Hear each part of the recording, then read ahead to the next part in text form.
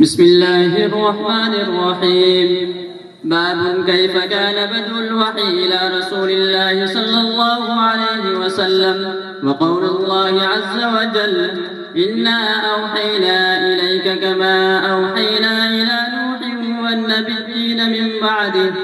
حدثنا الحميدي قال حدثنا سفيان قال حدثنا يحيى بن سعيد الأنصاري قال أخبرني محمد بن إبراهيم التيمي أنه سمع علقمة بن وقاص الليثي يقول سمعت عمر بن الخطاب رضي الله عنه على المنبر يقول سمعت رسول الله صلى الله عليه وسلم يقول إنما الأعمال بالنيات وإنما لامرئ ما نوى فمن كانت هجرته إلى دنيا يصيبها أو إلى امرأة ينكحها فهجرته إلى ما هاجر إليه.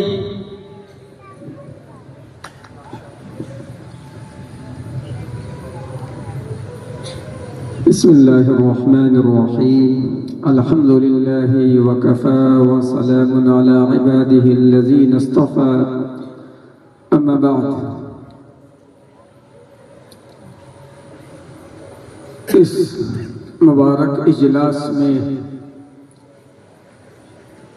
اس ادارے کے جو اساتذہ کرام تشریف فرما ہیں اور قرب و جوار کے جو معززین یہاں موجود ہیں اور علاقے کے مختلف مدارس کے ذمہ داران بھی موجود ہیں اور طلباء کی ماشاءاللہ اتنی بڑی تعداد ہے، میں ان تمام کو مبارکباد پیش کرتا ہوں، ان کا میں استقبال کرتا ہوں، میں انہیں تہنیت پیش کرتا ہوں۔ کتاب کے آغاز سے پہلے میں کچھ اپنے احساسات پہلے پیش کر دوں، پھر بخاری شریف کے اس افتتاح کی مناسبت سے دو تین باتیں بنیادی عرض کروں گا۔ محترم بزرگوں، دوستوں، عزیزوں، میرا جیسا کہ تعارف آپ کے سامنے کرایا گیا، ایک چھوٹی موٹی خدمت شہر حیدرآباد میں المعہد العالی الاسلامی حیدرآباد میں انجام دیتا ہوں۔ باقی مزید مختصر تعارف آپ کے سامنے آ چکا ہے، اس میں وقت کو ضائع کرنا مناسب نہیں۔ پہلا احساس تو یہ ہے کہ اگرچہ کہ میرا وطن سمری بختیار پور کے ایک چھوٹے سے گاؤں بھٹونی سے ہے، جو سمری بختیار پور سے 8 کلومیٹر پورب کی طرف ہے، اور میں دارالعلوم دیوبند سے فراغت کے بعد 1995 یا 96 ہی میں حیدرآباد چلا گیا تھا اور اب تک وہیں ہوں، اور 1997 سے لے کر آج تک 2026 تقریباً 30 سال کے عرصے میں الحمدللہ میں نے مولا خالد سیف اللہ رحمانی صاحب دامت برکاتہم انہی سے کسب فیض کیا، اور اب تک میں حضرت کے ساتھ ہوں۔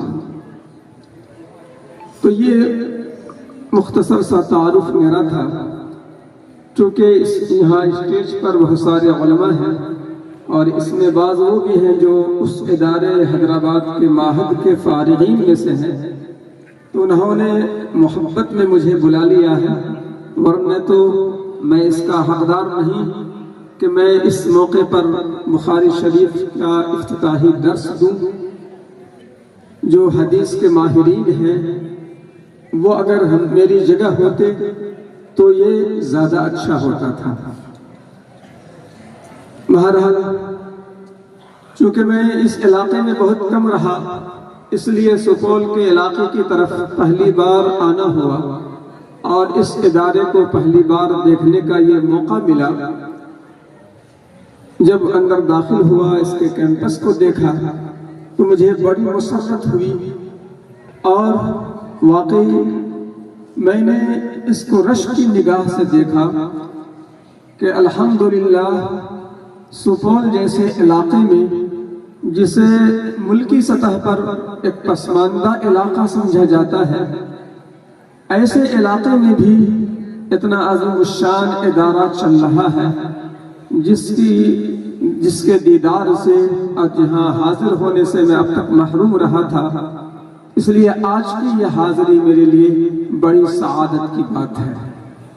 دوسرا احساس مجھے یہ بھی ہوا کہ یہ اتنا بڑا ادارہ جو یہاں چل رہا ہے، اس ادارے کو مقامی حضرات کا تعاون بھی حاصل رہا ہے۔ ان کی محنتیں، ان کی دعائیں، ان کا قلبی لگاؤ، ان کے جذبات اس ادارے کے ساتھ ہیں۔ اگر یہ بات نہ ہوتی تو شاید اتنا بڑا ادارہ نہیں بن پاتا تھا۔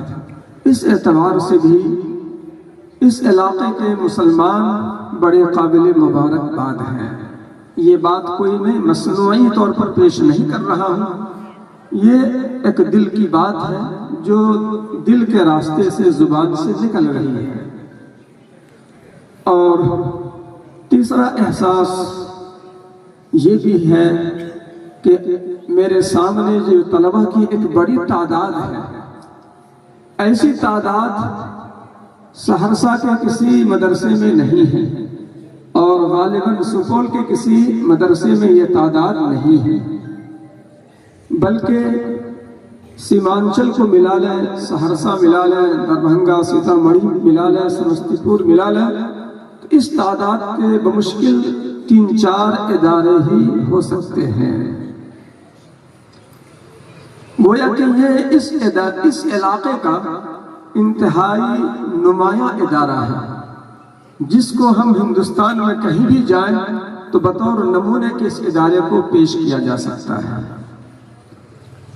یہ سب کچھ تھوڑے تھوڑے احساسات مختصر وقت میں آپ کے سامنے میں نے عرض کیے ہیں، اور اس وقت اس مبارک مجلس میں موجود علاقے کے بڑے بڑے علماء، باصلاحیت جید علماء موجود ہیں۔ ان سے گویا کہ سننا ہے اور انہیں سنانے کا حق ہے۔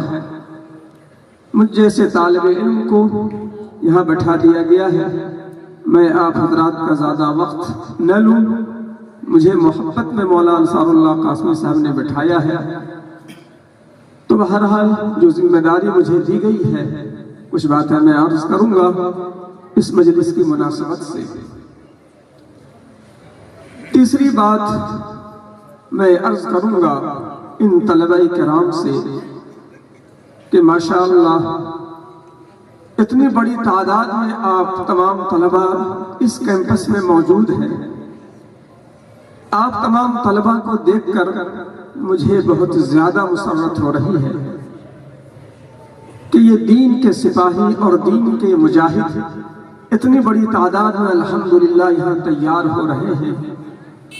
اللہ تبارک و تعالیٰ نے اس علاقے کے لیے بہت بڑا فیصلہ کیا ہے کہ یہ ادارہ اور اس ادارے کے پڑھنے والے یہ طلبہ علاقے کے لیے دین کے محافظ اور دین کے مجاہد بنے رہیں گے انشاءاللہ تبارک و تعالی۔ یہ 2-3 احساسات پیش کرنے کے بعد میں اب اصل موضوع کی طرف آتا ہوں۔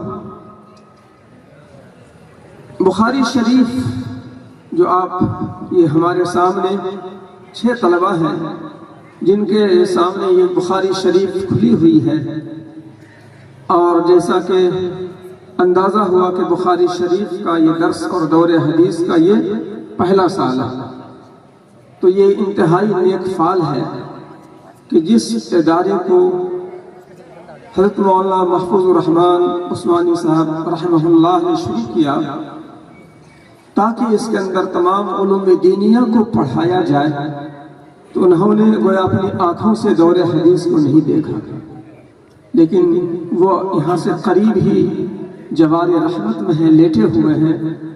آج ان کی روح مسرت سے سرشار ہوگی کہ آج مدارس میں مروجہ جو نصاب دور حدیث تک کا ہے، آخری جماعت دور حدیث جس کا آج آغاز ہونے جا رہا ہے، گویا کہ پورا شعبہ آج مکمل ہونے جا رہا ہے۔ اور ان کی جو امیدیں اور تمنائیں تھیں وہ پوری ہو رہی ہیں، اس لیے آج ان کی روح کو ایک ٹھنڈک پہنچ رہی ہوگی۔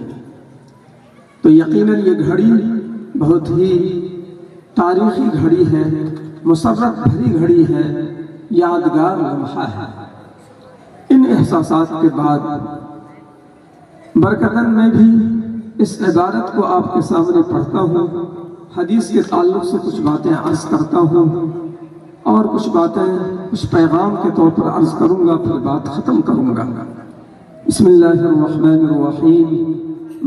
باب کیف کان بدء الوحی الی رسول اللہ صلی اللہ علیہ وسلم وقول اللہ عز وجل انا اوحینا الیک کما اوحینا الی نوح والنبیین من بعده وبه قال حدثنا حمیدی قال حدثنا سفیان قال حدثنا يحيى بن سعيد الأنصاري رضي الله تعالى عنه قال أخبرني محمد بن إبراهيم التيمي أنه سمع علقمة بن وقاص الليثي يقول سمعت عمر الخطاب رضي الله تعالى عنه على المنبر يقول سمعت رسول الله صلى الله عليه وسلم يقول إنما الأعمال بالنيات وإنما لامرئ ما نوى فمن كانت هجرته إلى دنيا يصيبها أو إلى امرأة ينكحها فہجرته إلى ما هاجر إليه۔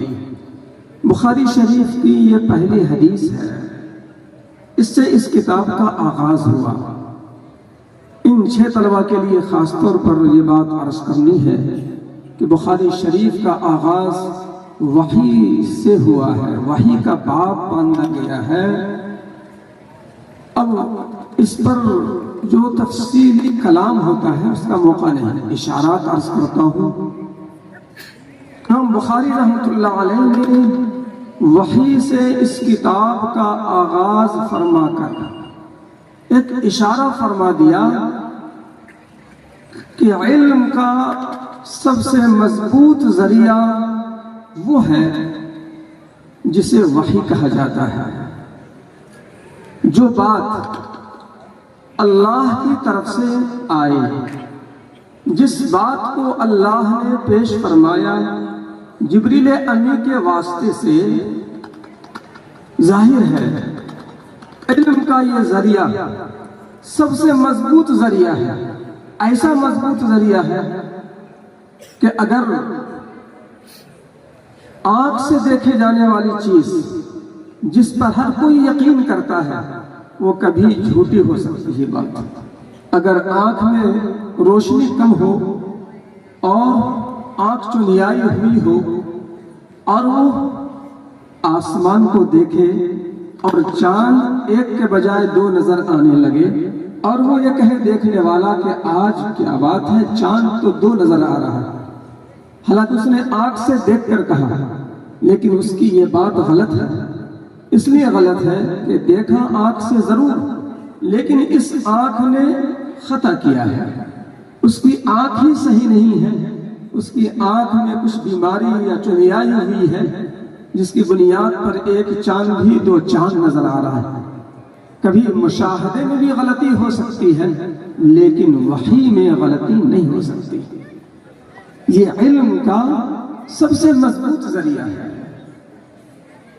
علم کے 3 بنیادی ذرائع ہیں، ایک وحی ہے اور دوسرے یہ حواس سے خمسہ ہے، جسے حواس سے خمسہ ظاہرہ کہتے ہیں۔ آنکھ سے معلومات، چھونے سے معلومات، چکھنے سے معلومات، سونگھنے سے معلومات، اس طرح کے حواس سے معلومات حاصل ہوتی ہیں اور ایک عقل سے معلومات۔ ان تینوں ذرائع سے معلومات ہوتی ہیں، علم حاصل ہوتا ہے۔ ان تینوں ذرائع میں وحی نمبر 1 پر ہے جس میں غلطی نہیں ہو سکتی۔ اب وحی کی 2 قسمیں ہیں، ایک وحی مطلوع ہے، ایک وحی غیر مطلوع ہے۔ وحی مطلوع قرآن مجید ہے اور وحی غیر مطلوع احادیث شریفہ ہے۔ وما ينطق عن الهوى ان هو الا وحی یوحی۔ اب اس تفصیل میں جائے بغیر اشارہ یہ ہے کہ آپ جس کتاب کو پڑھنے جا رہے ہیں اس کتاب کی ہر بات علم یقینی رکھتی ہے۔ اس میں ذرہ برابر جھوٹ کا امکان نہیں ہے۔ اور قرآن کریم سورہ فاتحہ تو سمجھیے قرآن کا دیباچہ ہے، جیسے اپنے ملک کا قانون ہے اس کا کچھ ایک پیمول ہے، دیباچہ ہے، پورے قانون کا اس دیباچہ میں خلاصہ ہے۔ پھر قانون جو ہندوستان کا بہت ہی طویل قانون ہے، پھر اس کی شروعات ہوتی ہے اور اس کے مقدمے میں دیباچہ میں اس کا خلاصہ، اس کی روح موجود ہے۔ تو ایسی سورہ فاتحہ قرآن کریم کا دیباچہ ہے، لیکن اس کے بعد سورہ بقرہ جو شروع ہوا، الف لام میم ذالک الکتاب لا ریب فیہ، اللہ نے اس کتاب کا خود تعارف فرمایا کہ اس کتاب میں کوئی شک نہیں ہے، شبہ نہیں ہے۔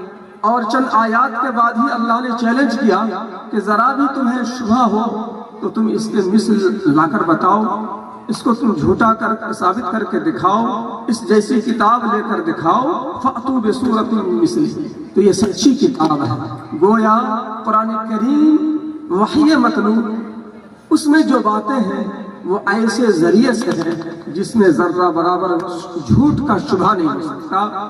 اور اس کے بعد وحی غیر متلو احادیث شریفہ ہے۔ تو یہ اشارہ مل گیا کہ آپ جس علم کو حاصل کر رہے ہیں وہ ایک یقینی علم ہے، سچا علم ہے، صداقت پر مبنی ہے، 100% وہ صادق علم ہے۔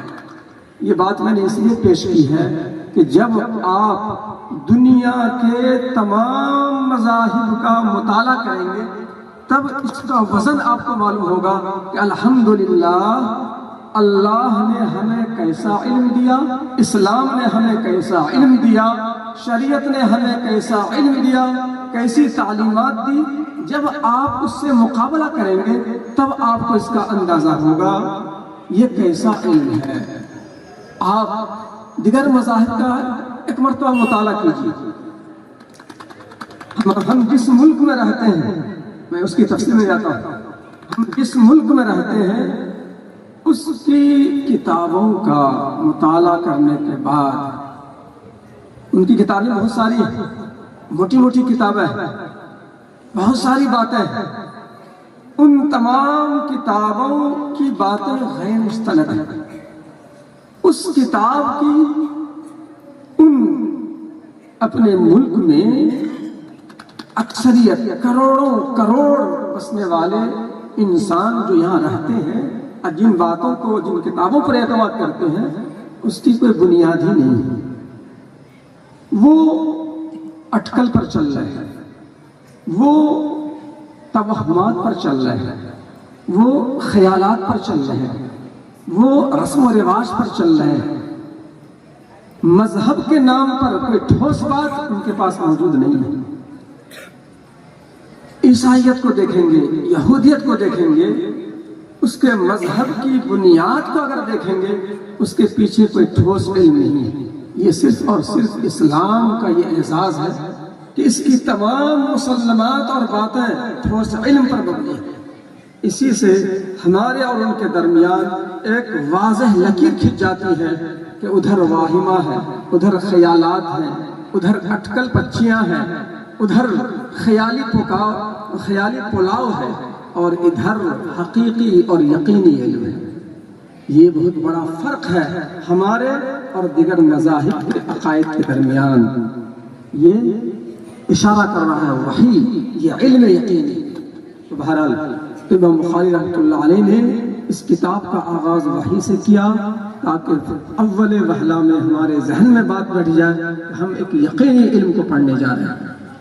اور دوسرا اشارہ کہ پہلی حدیث جو پیش کی گئی وہ انما الاعمال بالنیات سے پیش کی گئی۔ انما الاعمال بالنیات اور ہیڈنگ ہے، باب ہے وحی کا، اور حدیث ہے نیت کی۔ دونوں میں کیا جوڑ ہے آپ کا اساتذہ آپ کو بتلائیں گے کہ اس کتاب میں ایک اہم ترین جو محنت کرنی پڑتی ہے استاذ کو اور طالب علم کو، وہ اس پہلو سے محنت کرنی پڑتی ہے کہ ہیڈنگ میں، باب میں اور حدیث میں مناسبت کیا ہے، کیا کہنا چاہتا ہے امام بخاری۔ یہ اس کتاب کو پڑھنے والے اور پڑھانے والوں کا اہم ترین میدان ہوتا ہے۔ اور اس موضوع پر مستقل کتابیں لکھی ہوئی ہیں التراجم والابواب کے نام سے. شیخ الحدیث رحمۃ اللہ علیہ کی کتابیں تفصیلی موجود ہے اسی موضوع پر، باب اور حدیث میں مناسبتوں پر. تو باب ہے وحی اور اس کے نیچے حدیث ہے نیت کی. کیا مناسبت ہے آپ کے اساتذہ تفصیل سے بتلائیں گے، لیکن ایک مناسبت جو یہاں کرنا ہے وہ یہ ہے کہ علم کا آغاز ہو رہا ہے، کتاب کا آغاز ہو رہا ہے، تو آغاز ہونا چاہیے حسن نیت سے. جب تک حسن نیت نہ ہو تب تک آپ کو منزل نہیں مل سکے گی، تب تک آپ کو کامیابی نہیں مل سکے گی، اللہ کی مدد نہیں ہو سکے گی. نیت سے ہر اچھے عمل کا آغاز ہونا چاہیے. تو یہ اشارہ اس پہلی حدیث کو لا کر امام بخاری نے فرمایا ہے. اس حدیث شریف میں جو نیت کی بات ہے اس تعلق سے 2-3 باتیں عرض کرتا ہوں. وہ یہ ہے کہ نیت جو ایک مومن کسی اچھے عمل کے لیے کرتا ہے اس نیت کا پھل کیسا ہوتا ہے، اس کی ایک دو مثال آپ کے سامنے. نیت، جذبہ، عزم مصمم. نیت کسے کہتے ہیں؟ نیت کہتے ہیں پختہ ارادے کو، نیت کہتے ہیں عزم مصمم کو. نیت کا پھل کیسا ہوتا ہے؟ تو نیت کا پھل اگر آپ دیکھیں میں عرض کروں اور اس کی مثال دوں تو نیت کا پھل آپ کا یہ جامعۃ القاسم بھی ہے. اس کے بانی نے جس نیت اور جس جذبے کے ساتھ اس ادارے کی شروعات کی تھی، سادگی کے ساتھ، اللہ نے اس نیت کی، اس جذبے کی ایسی لاج رکھی کہ آج یہ جامعۃ القاسم ایک بڑی یونیورسٹی کے مانند نظر آ رہی ہے اور جس کا فیض دور دور تک پہنچ رہا ہے اور اتنی بڑی تعداد میں طلبہ کسب فیض کر رہے ہیں. یہ اس نیت کا پھل ہے. ایک مثال اور عرض کرتا ہوں کہ نیت اور جذبہ کیا پھل دیتا ہے. کہ دارالعلوم دیوبند کی جب بنیاد رکھی گئی اور پڑھائی کا آغاز ہوا تو آپ جانتے ہیں کہ اس کا آغاز کیسا ہوا. استاذ بھی ایک اور طالب علم بھی ایک. استاذ قاسم نانوتوی رحمۃ اللہ علیہ اور ایک شاگرد شیخ الہند محمود حسن دیوبندی رحمۃ اللہ علیہ. ایک استاذ ایک شاگرد، وہ بھی بغیر کسی بلڈنگ کے، بغیر کسی چھت کے، ایک انار کے جھاڑ کے نیچے درس کا آغاز ہو رہا ہے دارالعلوم دیوبند میں. کیا معلوم کہ یہ اب آئندہ کیا ہونے جا رہا ہے، لیکن آج دیکھیے دارالعلوم دیوبند ایشیا کی مرکزی دینی درسگاہ ہے اور جس کا فیض پوری دنیا میں جاری و ساری ہے. یہ قاسم نانوتوی رحمۃ اللہ علیہ، ان کے بانیان، پڑھانے والے اور پڑھنے والے اس زمانے کے شاگردان، ان کے نیت اور جذبے کا وہ پھل ہے کہ آج پوری دنیا میں اللہ اس کے فیض کو عام فرما رہے ہیں. یہ ہے انما الاعمال بالنیات. ایک تیسری مختصر سی مثال عرض کرتا ہوں کہ حضرت مولا الیاس صاحب رحمۃ اللہ علیہ نے دعوت و تبلیغ کی جو بنیاد رکھی وہ اکیلے ہی اٹھے تھے، اکیلے ہی چلے تھے اور انہوں نے رات میں رو دھو کر اللہ کو منانے کی کوشش کی اور دن میں لوگوں سے ملاقات کے لیے نکل جایا کرتے تھے. شروع میں آتا ہے کہ ہل چلانے والا کھیت میں ہل چلا رہا تھا اور ان کے پیچھے پیچھے چل رہے تھے کہ میری بات ایک سن لو، میری بات ایک سن لو، اور وہ ڈانٹ بھی رہا تھا ہل جوتنے والا، لیکن انہوں نے ضد کی کہ آپ میری بات سن لیجئے. اس طرح سے انہوں نے کام کا آغاز فرمایا. انہوں نے جس نیت اور جذبے سے کام کا آغاز فرمایا تھا، اللہ نے کیسی قبولیت عطا فرمائی ان کے اس کام کو کہ دعوت و تبلیغ کا یہ کام دنیا کے ہر ملک میں پھیلا اور جس کا فیض دنیا کے ہر گوشے میں آج موجود ہے. یہ سارا پھل کس چیز کا ہے؟ یہ انما الاعمال بالنیات کا ہے. اور اس لائن سے ہٹ کر ایک آخری مثال دیتا ہوں، بات میری لمبی ہوتی جا رہی ہے. سر سید احمد خان، انہوں نے یونیورسٹی کی بنیاد رکھی، آپ جانتے ہیں. انہوں نے لوگوں سے عام تعاون لیا تھا، لیکن ایسا بھی واقعہ پیش آیا کہ وہ کس جذبے سے ملتے تھے، جب ایک صاحب کے سامنے پھیلایا تو انہوں نے ہاتھ پھیلایا تو انہوں نے تھوک دیا۔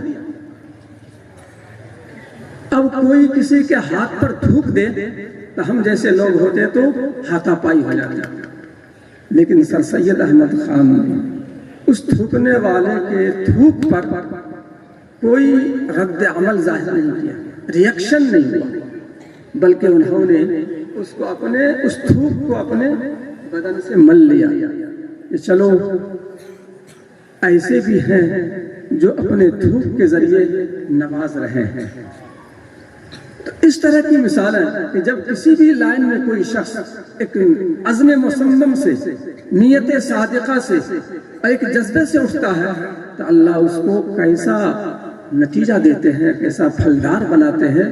میں نے آپ کو 2-3 مثالیں ایسی دی ہیں کہ تاریخ میں ایسی مثالیں دینی مدارس، مولانا قاسم نانوتوی رحمۃ اللہ علیہ کے تعلق سے، تبلیغی جماعت کے تعلق سے، سر سید احمد خان کے تعلق سے، جو بھی باتیں میں نے عرض کی ہیں، تاریخ میں ایسی مثالیں بہت کم ملتی ہیں۔ تو یہ ہے انما الاعمال بالنیات کا معاملہ۔ تو یہ بخاری شریف کی پہلی حدیث ہے، اور برکتاً میں نے 2-4 باتیں اس تعلق سے عرض کر دی ہیں۔ میں اب اس سے ہٹ کر ایک آخری بات میں عرض کرنا چاہتا ہوں، چونکہ یہاں پر ارباب مدارس بھی موجود ہیں اور ذمہ داران بھی موجود ہیں، دانشوران بھی موجود ہیں۔ آخری بات ایک 5-7 منٹ عرض کرتا ہوں، چونکہ مجھے بھی جانا ہے بہت دور، 130 کلومیٹر کے آس پاس ہے جہاں مجھے واپس جانا ہے۔ میں یہ عرض کرنا چاہتا ہوں کہ اس وقت کے حالات ہمارے بڑے فرماتے ہیں، اس وقت جو موجود ہیں، کہ انگریزوں کے دور میں جو حالات تھے اس سے زیادہ سنگین حالات اب شروع ہو گئے ہیں، لیکن اس سے ہمیں مایوس نہیں ہونا ہے، اس سے ہمیں اپنے آپ کو کم ہمت نہیں ہونا ہے۔ ہمیں ان حالات کا ڈٹ کر مقابلہ کرنا ہے۔ ان حالات، اب وہ حالات کیا ہیں کہ اس ملک میں رہنے والے مسلمانوں کا ایمان سے رشتہ کاٹا جائے، ایمان سے انہیں دور کیا جائے، شریعت یہاں باقی نہ رہے، دین یہاں باقی نہ رہے۔ مسلمان کیوں مساجد کو آباد کریں؟ کیوں ان کے اندر دین زندہ رہے؟ کیوں وہ اسلام کے ساتھ وابستگی اور محبت کا اظہار کرتے رہے؟ وہ بات ان کو کھلتی ہے۔ مسجد کا مینارہ بھی انہیں کھلتا ہے، ہمارے سر پر جو ٹوپی ہے یہ بھی انہیں کھلتی ہے، یہ کرتا پاجامہ بھی انہیں کھلتا ہے۔ ان حالات میں وہ کیا کر رہے ہیں؟ قانون کا بھی سہارا لے رہے ہیں، قانون سازی کر رہے ہیں کہ قانون لا کر ہم قانون کی طاقت سے انہیں ہٹانے کی کوشش کر رہے ہیں، چاہے یوسیسی کا معاملہ ہو، چاہے شرکیہ نغمے کو قانون کا درجہ دینا ہو، یا اس طرح کی شرکیہ چیزیں ہوں۔ قانون کا راستہ، دوسرا راستہ تعلیم کا اور علم کا راستہ۔ 15 سال سے لے کر 25 سال تک یہ دور ہوتا ہے، یہ وقت ہوتا ہے فکر کا، فکر سازی کا، سوچ بنانے کا، اس کے ذہن میں بٹھانے کا کہ تم کو زندگی کیسی گزارنی ہے۔ تو 15 سال سے 25 سال تک جو جوانی کی عمر ہوتی ہے، اس میں جو پڑھایا جاتا ہے وہ چیز پوری زندگی اسی نہج پر چلتی ہے جو ان کو اس دور میں 15 سے 25 سال کی عمر میں پڑھایا گیا۔ تو علم میں، تعلیم میں ایسی پالیسیاں، نصاب میں ایسی پالیسیاں لائی گئی ہیں کہ اس کے اندر شرکیہ باتیں ہیں، یہ باتیں، وہ باتیں، دیوی دیوتاؤں کا ذکر، مسلم بادشاہوں کے ظالم ہونے کا ذکر کہ انہوں نے لوٹا، یہ کیا، وہ کیا، ایسی کتابیں تیار ہیں اور پڑھائی جا رہی ہیں۔ اور تیسری چیز سوشل میڈیا ہے کہ ہم اگر مسلمانوں کی طرف سے کوئی چھوٹا جرم ہوا، ایک رائی کے برابر اس کو پہاڑ بنا کر پیش کر، ان کی طرف سے پہاڑ جیسا ظلم ہو اسے رائی بنا کر رکھ دینا، اس طرح کا ماحول اس ملک میں اب ہے۔ ان حالات میں دینی مدارس کے کردار کو فعال کرنے کی ضرورت ہے، بڑے قیمتی اثاثہ ہیں، انہی مدارس سے ان حالات کا مقابلہ کیا جا سکتا ہے۔ یہ مدرسہ ایک مرکزی ادارہ اس علاقے کا ہے، الحمدللہ اس علاقے کے مسلمان ماشاءاللہ اس ادارے سے بڑا تعلق رکھے ہوئے ہیں۔ میں اس لیے شروع ہی میں نے مبارکبادی پیش کی تھی کہ ان موجودہ حالات کا مقابلہ ان مدرسوں کے وجود سے کیا جا سکتا ہے۔ آج ان مدرسوں کی ضرورت پہلے سے کہیں زیادہ بڑھ گئی ہے۔ ضرورت اس بات کی ہے کہ ہم اپنے مدرسے کے نظام کو مستحکم سے مستحکم کریں، اسے ہم بہتر سے بہتر کریں، ہم اس کے مالی نظام کو بھی بہتر کریں، کاغذات کے اعتبار سے بھی ہم مضبوط بنے رہیں، کسی کو شوشہ نہ ملے کہ ہم پر جو ہے ہاتھ ڈالے، کسی کو کوئی اس کے اندر ہاتھ ڈالنے کا موقع نہ ملے۔ ہم مدرسے کے نظام کو اور بہتر سے بہتر کریں۔ اور آج کا زمانہ جیسا کہ مولانا شاہ نواز بدر صاحب نے کہا کہ ضرورت ہے اس بات کی کہ ہم آگے بڑھیں، ہم اختصاص پیدا کریں۔ تو میں عرض کرتا ہوں اس پس منظر میں کہ ہر میدان میں آگے بڑھنا، اس کے اندر اس فن کو، اس چیز کو، جو بھی چیز ہے، اگر کوئی فیکٹری بھی ہے کپڑا تیار کرتی ہے تو بہتر سے بہتر آئندہ کپڑا تیار کرتی ہے تو فیکٹری چلتی ہے۔ نوکیا موبائل ایک زمانے میں تھا، لوگوں کے ہاتھ سے نکل گیا، چونکہ اس سے بہتر فیکٹریاں قائم ہو گئی سمسنگ کی شکل میں، اور اس نے نوکیا کو پیچھے کر دیا۔ تو بہتر سے بہتر مال تیار ہو تو وہ چیز زندہ رہتی ہے۔ تو مدرسوں کو بھی بہتر سے بہتر کرنے، تعلیم کو بہتر سے بہتر کرنے، مدرسوں کو اپ گریڈ کرنے، اس کے نظام کو اپ گریڈ کرنے، زمانے کے اعتبار سے ساتھ چلنے، یہ مدارس کے ذمہ داروں کو کرنا پڑے گا کہ ہم حالات کو پڑھ کر اپنے مدرسے کے نظام کو کیسے آگے سے آگے بڑھا سکتے ہیں، اپ گریڈ سے اپ گریڈ کر سکتے ہیں۔ اس بات کی ضرورت ہے کہ ہم مدرسے والے اپنے نظام کو مستحکم سے مستحکم، انتظامی اعتبار سے بھی، مالی اعتبار سے بھی، تعلیمی اعتبار سے بھی ہم اپنے مدرسے کو مضبوط سے مضبوط کریں تو انشاءاللہ اللہ کی مدد شامل حال ہوگی اور اللہ تبارک و تعالی خصوصی حفاظت فرمائیں گے۔ تو میں بہرحال بات میری لمبی ہو گئی، میں اخیر میں مبارکباد پیش کرتا ہوں کہ آپ حضرات، خاص طور سے اس علاقے کے علماء بڑی تعداد میں موجود ہیں، آپ حضرات یقیناً مجھ سے زیادہ باصلاحیت ہیں۔ چند منتشر باتیں آپ حضرات کے رہتے ہوئے بھی میں نے عرض کیا ہے۔ آپ حضرات یقیناً میرے لیے، میری نگاہ میں انتہائی قابل قدر ہیں۔ یہ علم کا ایک محاذ آپ حضرات نے سنبھال رکھا ہے اور بڑے ہی قابل قدر آپ حضرات کی خدمات چل رہی ہیں۔ میں دل سے دعا گو ہوں اللہ تبارک و تعالی آپ حضرات سے اس طرح کام لیتا رہے، آپ کے اس علاقے میں چلنے والی ان اداروں کو ہمیشہ پھلتا اور پھولتا رکھے، اسے سدا بہار رکھے، اور اس کی برکت سے اللہ پورے علاقے کی بلکہ پورے ملک کے مسلمانوں کی حفاظت کا اسے سامان بنا دے۔ وما توفیقی الا باللہ وآخر دعوانا الحمد للہ رب العالمین۔ جزاک اللہ خیرہ و احسن الجزا۔ اللہ تعالیٰ